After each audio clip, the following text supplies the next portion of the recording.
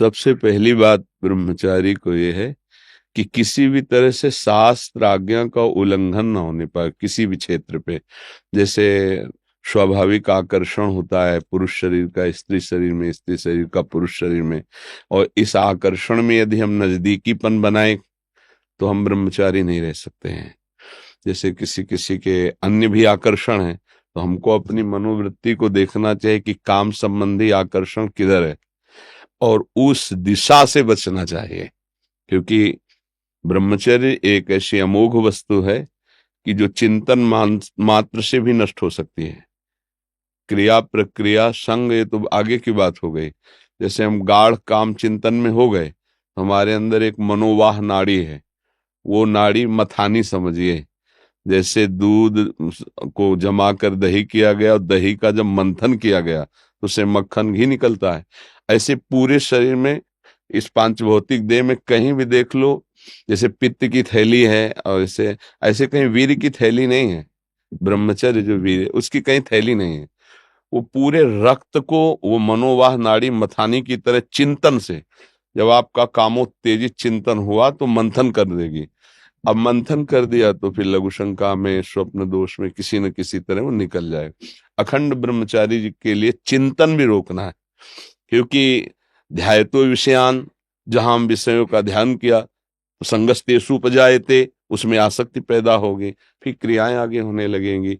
तो हमारा जिधर काम आकर्षण है उनके संग से, उनके संभाषण से बचे। पहला, सबसे पहला कर्तव्य, जीवन में ब्रह्मचारी को कभी भी सानिध्य प्रगट में या एकांत में काम संबंधी चेष्टाओं का नहीं करना चाहिए। बिल्कुल किसी भी बहाने से संभाषण, किसी भी बहाने से स्पर्श, किसी भी बहाने से चित्र आदि देखना। वो आजकल मोबाइल भी होते हैं, तो मोबाइल आदि में क्योंकि कामोत्तेजना जब चढ़ती तो वही विषय हमें अच्छा लगता है, तो उस विषय का किसी भी तरह से हम पोषण न होने दें। ये पक्की जीवन की बात समझ ले। अगर ब्रह्मचर्य रहना है तो विपरीत आकर्षण जो हो रहा है उससे हमें दूरी बना के रहना। अगर तनिक भी सिद्धि कोई दिखाए तो गिर ही जाएगा, वो भ्रष्ट ही हो जाएगा।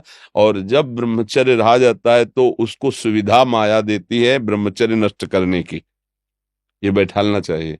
जैसे आप नियम लिए कि मैं आजीवन ब्रह्मचारी रहूंगा, तो आपको पक्की सुविधा एक समय आएगी कि आप आराम से भोग लीजिए, कोई निगेटिव नहीं, कोई नकारात्मक सोच भी नहीं आएगी। आप उसको स्वीकार करें, क्योंकि आपके व्रत को भंग करने के लिए माया ऐसी सुविधा देगी।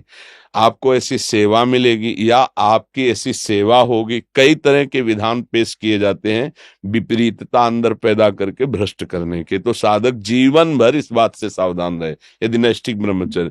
दूसरी बात, जब हम स्नान करें तो नाभि देश को बहुत ठंडा करें। ठंडे जल से नाभि देश में यहां से जल को कई बार ऐसे डालें। और कभी भी किसी भी तरह से हम उन इंद्रियों को किसी भी तरह से ना छेड़ें जिनसे हमारा ब्रह्मचर्य नष्ट होता है। वो पवित्रता के लिए स्नान शौच आदि के अलावा हम उन इंद्रियों का स्पर्श भी ना करें, उन इंद्रियों को किसी तरह उत्तेजित ना करें, ये पक्का ध्यान रखें। तीसरी बात, भोजन इतना पाएं जो सुपाच्य हो और शौच पूरी साफ हो जाए। अगर कब्ज रहेगा तो फिर हमारा ब्रह्मचर्य नष्ट होने की संभावना रहती है। जिसके बहुत कब्जियत बनी रहती है, तो ब्रह्मचर्य क्या है, घी समझो। वो उसको उचित आहार विहार से संयम में किया जाता है।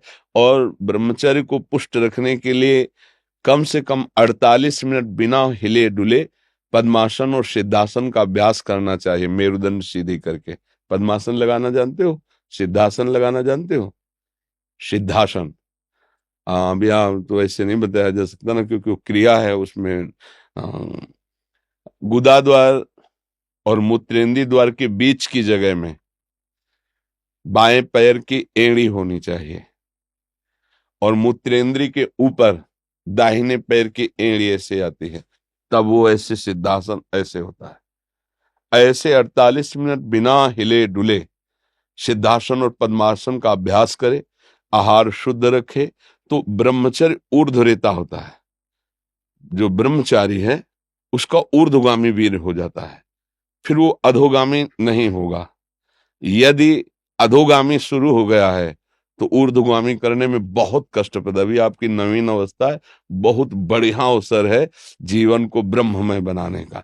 तो खान पान में खटाई, अधिक मिठाई, वो पदार्थ जो कब्ज बना दे, गरिष्ठ हैं, उनका त्याग। ब्रह्मचारी का मतलब एक बीमार अवस्था वाले का जैसा भोजन है, जितने से हमारे प्राणों का पोषण हो जाए, सात्विक भोजन। अब होटलों का भोजन खावे, खूब मिठाइयाँ खावे, सोचे ब्रह्मचारी रह जाए, तो असंभव है। हाँ, मीठा आदि कभी थोड़ा लघु मात्रा में, खटाई तो बिल्कुल त्याज्य है, बासी अन्न त्याज्य है, अपवित्र स्थिति में बनाए गए अन्न का त्याग है। तब हमारा विचार शुद्ध होगा। तब सच्चा ब्रह्मचर्य है हर इंद्री का। वाणी का ब्रह्मचर्य व्यर्थ का बकवास नहीं, भगवत चिंतन हितकर मधुकर वाणी। नेत्रेंद्री का ब्रह्मचर्य सब में भगवत भाव देखना, कहीं कोई काम आदि की चेष्टा को ना देखना।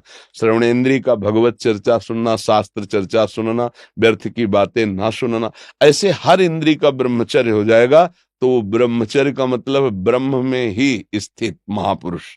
सच्चा ब्रह्मचर्य का स्वरूप है ब्रह्म में स्थित महापुरुष, तो वह पहुंचा देगा। ब्रह्मचर्य बहुत आवश्यक है, सबको आवश्यक है। गृहस्थ में उचित ब्रह्मचर्य है, विरक्त में नैष्ठिक ब्रह्मचर्य है, आजीवन ब्रह्मचर्य। जो ब्रह्मचर्य का महत्व नहीं रखते हैं उनका जीवन कूड़ा हो जाता है, उत्साहहीन, और कई तरह के ऐसे महान दोष उत्पन्न हो जाते हैं ब्रह्मचर्य की हानि से। तो ब्रह्मचर्य की हानि ना होने पाए ऐसा आहार, और शयन करने में दाई करवट का ज्यादा प्रयोग करें, दाई करवट का। और शयन 5 घंटे से अधिक नहीं, 24 घंटे में 5 घंटे शयन पर्याप्त है। फिर आगे चल करके तो और संयम हो जाता है। अब जैसे अपने लोग 8 या 9 के बीच में शयन करते हैं, 12 बजे बैठ जाते हैं। किडनी खराब है फिर भी उसका आश्रय लेकर के, जैसे अभी ये आश्रय इसीलिए इसका लिए हुए हैं कि उस पर वजन न पड़े। नहीं, ये सब थोड़ी आवश्यकता है, सोफा और तकिया इनकी थोड़ी आवश्यकता है अपने यार। अब ऐसे बैठे तो फेल किडनी है, वो जो सेवाएं बन रही वो नहीं बन पाएंगी। तो हर समय जब आप बैठे तो मेरुदंड सीधा, इसका ध्यान रखें, आगे नासाग्र दृष्टि रखें, और सावधानी से शयन करें। शयन करते समय बड़ा खतरा है। शयन के समय हमारी इंद्रियां और मन बहुत चंचल होता है। उस समय अगर ब्रह्मचारी भगवत चिंतन करते हुए, उसको नींद से मतलब नहीं है, तन्मयता धारण करते हुए नींद में चला गया तो बच जाएगा। अगर कहीं उस समय वो छूट दे दी और पास में मोबाइल है तो कभी ब्रह्मचर्य नहीं रह सकता। मोबाइल आप रखते हैं? रखना तो होता है। सत्संग ये सब सुनते हैं। हाँ, सत्संग सुनते, पर है बहुत खतरा पास में रहने पर। क्योंकि देखो, जो शास्त्रीय पद्धति है, गोस्वामी जी कह रहे हैं, तुलसीदास जी, जो चाहे आपन कल्याणा, सुजस सुमति शुभ गति शुभ नाना, सो पर नारी लीलार गोसाई, तजो चौथी के चंद्र की नाई। जैसे चौथ के चंद्रमा को देखने के लिए कलंक बताया जाता है, ऐसे बोले माताओं बहनों की तरफ एक एकाकार दृष्टि करके देखोगे तो तुम्हारे अंदर दोष उत्पन्न हो जाएगा। महापुरुषों ने जो कहा है कि अगर शुभ गति चाहिए, शुभ कल्याण चाहिए, तो इनके चरणों की तरफ देखो। भाव तुम्हारा शुद्ध रहेगा, बात करनी तो ऐसे बात कर लो। ऐसे बात करोगे तो हिम्मत नहीं है, कहीं ना कहीं मन हमारा फिसला सकता है, कहीं ना कहीं हमारे अंदर दोष दर्शन आ सकता है। तो इन सब विशेष बातों को तो ध्यान में रखना। और सबसे खास बात है कि हर समय नाम जप करना है। अगर नाम जप से चूक गए तो सब मिटिया मिट हो जाएगा, और नाम जप हो रहा तो सब समझ जाएगा, पक्का समझना।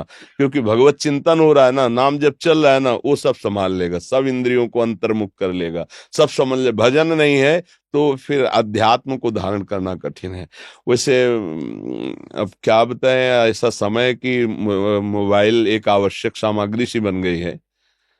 आज तक नहीं मोबाइल है, चलाना भी नहीं आता, जीवन में नहीं। जीवन में क्या, अभी तो 30-35 से तो चला है, 25-30 वर्ष से चला होगा मोबाइल। पीछे तो हमने कभी मोबाइल नाम सुना ही नहीं था। तो आधुनिकता अभी 25-30 वर्ष से इतनी बढ़ती बढ़ती चली गई कि जन जन के हाथ में हो गया ये। तो ना कभी रखा है, और भगवान कृपा करे ना आगे कभी रखना पड़े। कोई पर्सनल इसका प्रयोग नहीं है। जो प्रयोग समाज का है वो 2-4 लोग अपने रखते हैं, अपने करते हैं। हमें लगता है ब्रह्मचारी अगर सत्संग सुनने के लिए वो चिप वाला प्रयोग करे और सत्संग केवल, वो ऐसे यंत्र आते हैं ना कि जैसे चिप लगा दो सत्संग सुनते रहो, मेमोरी कार्ड। हाँ ऐसा कुछ, मतलब इसको सर्च करके हम सत्संग सुने तो कभी ऐसी बुद्धि हो जाएगी कि सर्च करके हम गलत भी देख सकते हैं। और एक बार अगर उतर गए, फिसल गए, फिर वो मतलब चढ़ पाना बहुत कठिन होता है। जैसे बालू का बांध होता है, एक बार टूट जाए फिर उसे बांधना बहुत कठिन हो जाता है। तो हमारी प्रार्थना है कि अगर आप मोबाइल रहित जीवन व्यतीत कर सके तो अच्छी बात है। वास्तविक जब हम प्राणों को समर्पित करके निकले तो मोबाइल क्या चीज है।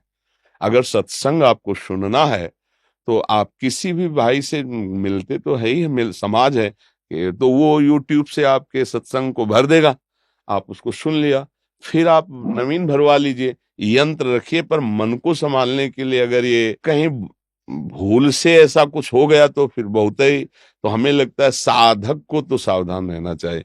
दिन भर तो शांति हो, जब शाम के शयन करने जाए और मोबाइल पास है तो मुझे लगता है खतरा पास रखा हुआ है साधक के पास। इसीलिए किसी साधक के पास नहीं मिलेगा, जिनको सेवाएं हैं उनके पास है। और उनको भी चाहे वो बूढ़ा हो चाहे बड़ा हो, कभी भी किसी भी क्षण चेक किया जा सकता है, हमारे यहाँ का सिद्धांत है।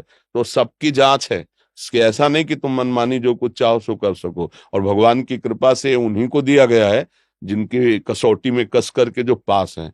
तो मुझे लगता है बच्चा, अभी तुम नवीन बच्चे हो, मोबाइल का संग त्यागो, फिर आगे बढ़ो तो बहुत अच्छे महात्मा बन जाओगे। क्योंकि अभी नवीन अवस्था है ना, हाँ जगत का कल्याण करने वाले बन जाओगे। सतरति सतरति सा लोकांतारे, बहुत आनंद आएगा, बहुत आनंद। थोड़ा 10-20 वर्ष ब्रह्मचर्य रहो, फिर आप देखो कैसा आनंद आता है।